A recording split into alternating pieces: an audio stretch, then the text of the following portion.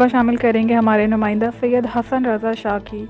ہاریپور شہید کانسٹیبل عمیر خان کو سرکاری اعزاز کے ساتھ انکے آبائی گاؤں میں سپرد خاک کر دیا گیا۔ گزشتہ روز تھانہ سرائے صالح کی حدود میں ڈکیتی کے ملزمان کی فائرنگ سے شہید ہونے والے کانسٹیبل عمیر خان کی نماز جنازہ سرکاری اعزاز کے ساتھ انکے آبائی گاؤں کمال پورہ میں ادا کر کے سپرد خاک کر دیا گیا۔ نماز جنازہ میں ڈی پی او ہاریپور اور Tariq Mashwani, lieutenant commander retired Kashif Aftab Ahmed Abbasi سمیت پولیس افسران و جوانوں، سیاسی و سماجی شخصیات، دیگر مکاتب فکر کے افراد اور اہل علاقہ کی کثیر تعداد نے شرکت کی۔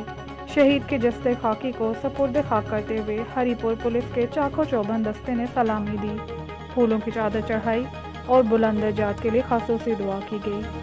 رپورٹ کر رہے ہیں سید حسن رضا شاہ، نیوز رپورٹر ہاریپور سے۔